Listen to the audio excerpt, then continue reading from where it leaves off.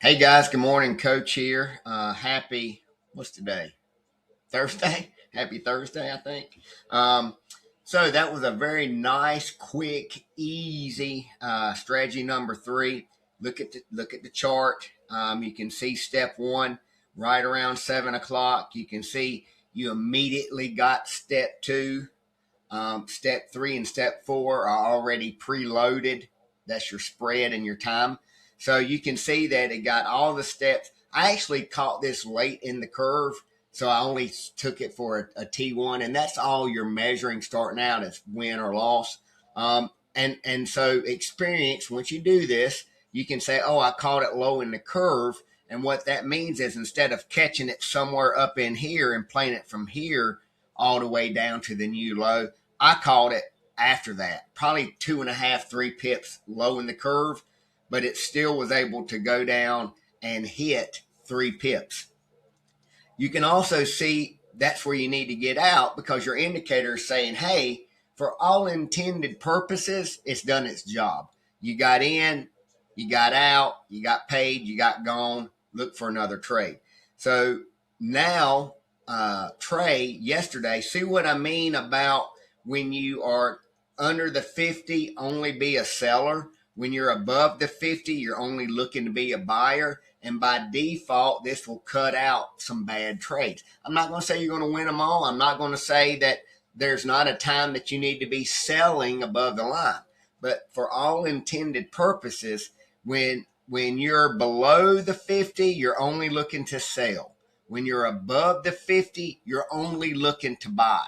When would this change? When would you play from the high to the low? That's called a trend, and you would trade that over here, and that's the trend up. See, there's no 50 here. Why? Because you're expecting to go at least 10 pips.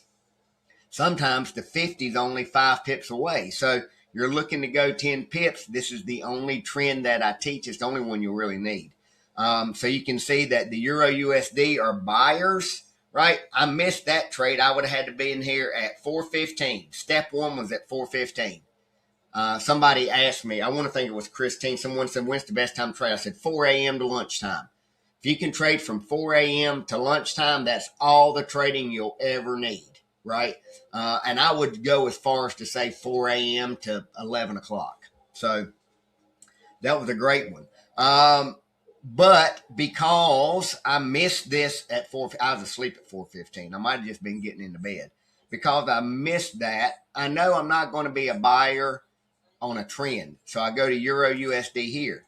Oh, I want to be a buyer. Yes, because when I got here at 7 o'clock, look, I'm above. But remember, Trey, if you're above, you want to be a buyer, and it's going to be hard to buy because it's harder to push the blue line up than when you're a seller, push the blue line down, right? So that was an easy strategy number three. If you don't know strategy three, don't worry about it. But if you do know strategy three, look and see, do you see all the steps? If you don't, send me a message and say, I don't see all the steps, okay?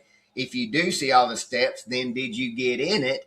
And if you got in it, tell me if you won or lost it. And you can do all that in the information channel. And I really wish more people would. I mean, there's 296 people here. I taught the strategy to, I think, 20 of the people that's here. The other 276 are just hanging out.